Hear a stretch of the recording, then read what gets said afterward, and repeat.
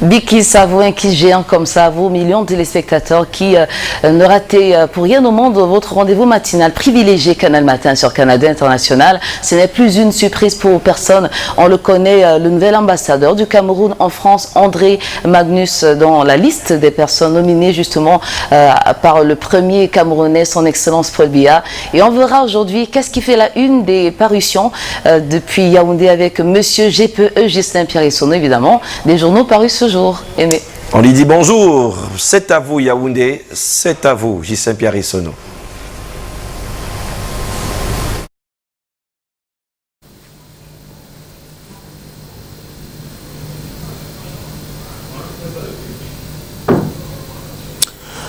Bonjour Douala, bonjour Aimé, bonjour Patricia. Aimé et Patricia, vous êtes tous les deux bien aimés à Yaoundé. Je vous accueille d'ailleurs le cœur enflammé de joie, vous, mais également les millions de téléspectateurs de Canada International, ceux du Cameroun et du monde entier qui sont tous chargés fort d'informations. Bienvenue à la revue de presse sur Canal Matin et donc sur Canada International. Souvenir pour commencer ce matin avec le journal de Jean-François Chanon, le quotidien Le Messager. Il y a 20 ans, Paul Biya lançait une opération que la presse camerounaise allait baptiser plus tard de Opération Épervier. En tout cas, elle sera orientée plus tard vers la traque des gestionnaires indélicats des biens publics et fondamentalement de l'argent commun et public. Le quotidien Le Messager, disais-je tantôt, s'en souvient comme si c'était hier, et cela pour faire le point 20 ans après. Il y a eu des arrestations de gros bonnets de la République, convaincus pour certains des détournements de fonds publics et pour d'autres qui sont ainsi englués en termes de procédures, qui restent donc englués dans les couloirs judiciaires, et c'est cela qui divise d'ailleurs l'opinion 20 ans après. D'excite une partie justement du quotidien Le Messager ce matin, car il y a effectivement une partie de l'opinion publique camerounaise qui pense encore à une épuration à caractère politique en termes de succession au sommet de l'État. C'est le point qui est donc fait ce matin par le quotidien Le Messager, dont l'un des messages en kiosque ce jour de la part de ce journal. L'autre message qui est donc porté par le quotidien Le Messager ce matin, c'est d'ailleurs au pied de une de cette édition, selon laquelle il y a eu une rumeur, la rumeur de l'arrivée au Cameroun d'un vaccin contre le coronavirus, et il y a eu panique du côté de l'aéroport international de Yaoundé-Simalène. La cargaison en question a été l'objet de toutes les convoitises. Il n'en est rien selon Manaouda Malaché, le ministre de la Santé publique, qui a ainsi démenti tout arrivé sur le sol camerounais d'un éventuel vaccin contre le coronavirus. Il faut lorgner du côté du docteur Madeleine Tchouenté, ministre camerounaise en charge de la recherche scientifique et de l'innovation. La météo, vous le voyez, le journal des dieux de Nemven en une principale, la lorgne justement avec beaucoup d'intérêt et l'espoir peut-être d'un médicament made in Cameroun, avec le concours des experts, dont certains experts français en visite alors au Cameroun, aux côtés de la recherche scientifique et de l'innovation au Cameroun, pour oser dans un environnement qui est fait d'espoir, de défis, mais aussi de violence, notamment la violence qui est faite par les déchets à caractère médical, et on les retrouve un peu partout aujourd'hui du fait justement de ce que les Camerounais n'ont pas pris l'habitude de s'acclimater et de composer avec les instruments nécessaires qui sont pourtant disponibles sur l'ensemble de la cité camerounaise. Il y a des poubelles et autres places publics qui sont bondés en l'état actuel des choses par des cache-nez, mais des cache-nez usés, ce qui contribue justement à la dégradation de l'environnement par ces temps de coronavirus. Et pendant qu'on y est, il faut voir un cas de mort d'homme qui est signalé ce matin par le quotidien Émergence. C'est l'une de ces unes, en tout cas c'est la deuxième une édition de ce jour, et mort d'homme et bien plus encore dans la mesure où la police camerounaise a donc mis le grappin dessus 2 valises contenant des corps morts, mais soigneusement traités pour n'en avoir que les ossements humains. Voilà l'information qui est portée également par le quotidien Émergence. Mais il y a une principale ce matin. Le journal dresse un peu le bilan matériel de la crise sociopolitique dans le nord-ouest et le sud-ouest camerounais, pour parler de ces deux régions camerounaises qui sont traversées par une crise sociopolitique. On appelle cela la crise anglophone. Eh bien, il y a un bilan à établir par rapport au déroulé de cette crise depuis bientôt 3 ans maintenant. L'on sait ainsi que ce sont 11 000 maisons, j'ai dit bien 11 000 maisons, vous le voyez à une principale, et ce sont des maisons qui ont été détruites depuis un peu plus de 3 ans, tantôt par les Ambazoniens, tantôt par les oppositions entre ces Ambazoniens et l'armée camerounaise. Réalité, le journal de Pongwaré qui dit tout aussi en kiosque ce jeudi peut d'ailleurs se féliciter de la résilience de la police camerounaise si présente pour une noble cause, la sécurité des hommes et des biens, aussi bien dans la région du nord-ouest que celle du sud-ouest, et cela aux côtés des autres corps, notamment en termes de sécurité et de défense de la patrie. C'est donc une mention spéciale qui est attribuée ce matin à la délégation générale à la sûreté nationale par Réalité, le journal de Pongwaré qui dit. Cependant que le jeune enquêteur, tout aussi en kiosque, met un accent sur un acte du premier ministre chef du gouvernement, Joseph Dion Ngouté, rétrocédant ainsi des terres à la Souka Palme, une rétrocession, un retour spectaculaire d'ailleurs des situations du côté de Bomono. Nous sommes dans la région du littoral non loin de Douala, 207 hectares qui ont ainsi été remis aux communautés par un décret du premier ministre Joseph Dion Ngouté, c'est le chef du gouvernement. Mais en deuxième une du journal, le jeune enquêteur, édition de ce jour, les vraies raisons de la falsification du testament du défunt patriarche Fosso Victor, et qui a justement conduit une falsification qui a conduit à un enterrement au rabais, au dire du journal, qui par la suite explique ce pourquoi Sa Majesté Njomo Kamga Honoré n'a pas été présent aux obsèques. Chaque village a ses qualités et ses défauts, et c'est fort de cela que le roi peut se déplacer ou non selon qu'il y a le respect ou non d'un certain nombre de rites. Des échos du PNDP, le programme national de développement participatif, ont les ajustements du magazine qui porte le même nom. Retour aux vœux en début d'année 2020 du côté du ministère de l'économie, de la planification et de l'aménagement du territoire. La coordinatrice de ce programme, je l'ai indiqué, le programme national de développement participatif était en bonne place. Marie-Madeleine Nga, puisqu'il s'agit d'elle, conduisait ainsi une délégation du secteur dont elle a la charge. Le magazine PNDP tient surtout à son dossier qui a trait à la reddition des comptes, notamment au niveau des mairies du Cameroun. Elles ont été cochées. Question de mettre en place la bonne gouvernance en la matière. Cela n'était pas le cas par le passé. Et à ce jour, le tableau affiche plus de la moitié des mairies camerounaises dont les comptes de gestion ont été déposés, et c'est bien de le relever. Question de s'en féliciter. De Horizon fait un break avec cette actualité. Question de s'arrêter en son temps du côté de l'Assemblée nationale, mais d'abord escale du côté du Gabon pour y louer le courage et même l'abnégation de ce pays voisin qui oppose ainsi à l'Union européenne le principe de la réciprocité dans les relations bilatérales et même multilatérales entre États et autres organisations. Il n'y a que désormais, à partir du Gabon, l'on n'obtiendra plus le visa, en tout cas pour les ressortissants de l'espace Union européenne, espace Schengen particulièrement, ne pourraient plus rentrer sur le sol gabonais comme c'était le cas par le passé. D'ailleurs, c'est ce qui a été motivé par le député camerounais Joshua aussi, qui insiste également à ce que le Cameroun en vienne à opposer également ce principe-là à l'espace Schengen et donc aux ressortissants de l'Union européenne. Il faut que le contraire soit observé et totalement pour ce qui est de la partie camerounaise. Mais en attendant, puis le face, le journal de Roger NTD propose un voyage au cœur de l'autoroute Yaoundé-Nsimalène, dont les travaux de construction avaient été lancés il y a quelques années maintenant. Eh bien, ces travaux avancent, mais pas à une vitesse qui est de nature à rassurer tout le monde. Ça coince, dit-il, à cause justement des dédommagements qui sont toujours pas achevés. Un point, c'est tout. C'est ce pourquoi cette construction d'autoroute est donc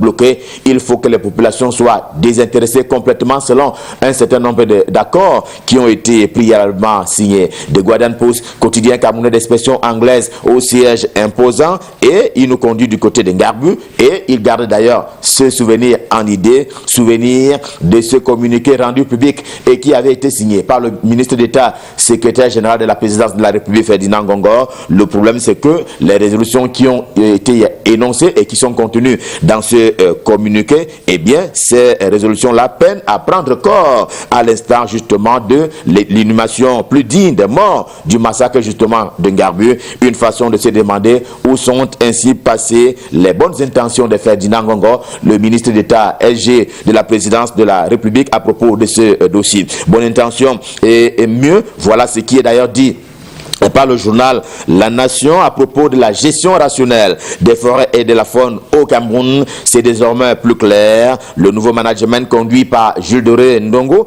a fait asseoir la gestion sur la rentabilité en faveur de l'économie camerounaise. Aujourd'hui, on en est à classer le financement par l'économie des forêts et de la faune après les hydrocarbures au Cameroun. C'est donc un coup de chapeau à mettre à l'actif du ministre Jules Doré Ndongo du côté des forêts et de la faune. Et au sommet de une du journal La Nation édition de ce jour, une bonne page sur la récente rencontre et qui s'est achevée d'ailleurs hier ici à Yaoundé entre les ministres de la Défense de la Guinée équatoriale et du Cameroun. Il fallait remettre les pendules à l'heure et selon le journal, eh bien, il s'est agi de fumer le calumet de la paix par les deux parties. Quoique le quotidien Mutation de Gab, Georges Alain Boyomo, édition de ce matin, parle de troubles de voisinage encore existants au niveau de la frontière du côté de Kiossi, c'est-à-dire entre le Cameroun et la Guinée équatoriale. Rien, mais alors rien ne sera plus comme avant, dès lors que la Guinée équatoriale a donc érigé sa barrière,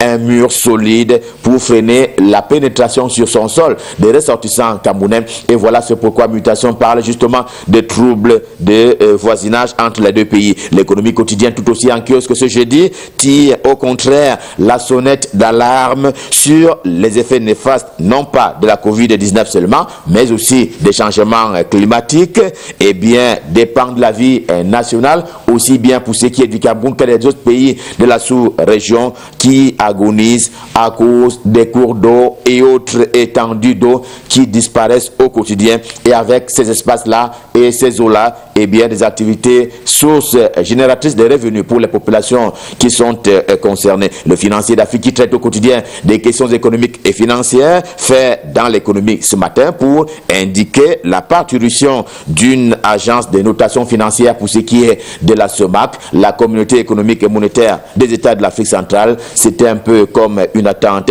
Défi actuel, ça veut dire qu'il s'agit là d'une mesure d'accompagnement de l'économie au plan global de la sous-région Afrique centrale. Et il y a qu'au Cameroun, il y a désormais un encadrement plus présent et qui est d'ailleurs on ne peut plus indispensable. Il consiste, cet accompagnement-là, cet encadrement consiste pour le bureau de mise à niveau et d'intéresser les entreprises pour leur procurer ainsi les armes de conquête et même de reconquête massive de ce que le coronavirus a donc détruit jusqu'ici. Le quotidien bleu, le jour du jour, le journal d'Aman Mana préfère se constituer témoin de cette indignation galopante née d'un projet de loi qui arrive bientôt sur la table des élus de la nation, les députés. L'indignation, selon le journal, vient de ce que les organisations et autres associations culturelles, y compris celles des artistes et musiciens camerounais, ne seraient plus autorisées à participer aux manifestations organisées par les partis politiques. Le jour a pour cela capté une pétition qui est d'ailleurs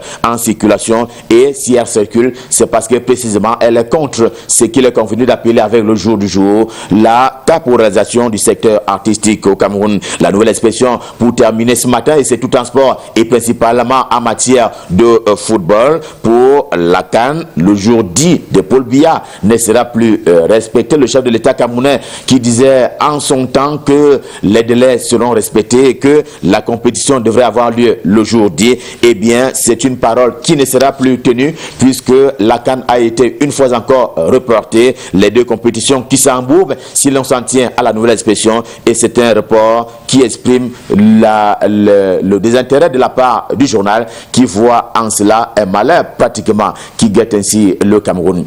Revue de presse Made in Cameroun, édition de ce jour, stop fin, le cœur enflammé de joie. Nous vous avons servi. On prend bien entendu rendez-vous pour demain quand il sera 7h pour le dernier rendez-vous de la semaine. Pour le moment, je vous invite à cœur joie de repartir du côté de Douala, la capitale économique du Cameroun, pour y retrouver le dieu de choc. Il est constitué d'Aimé et Patricia, tous les deux bien aimés à Yaoundé au Cameroun et dans le monde entier. Je vous propose de les rejoindre pour la suite et la fin de Canal Matin.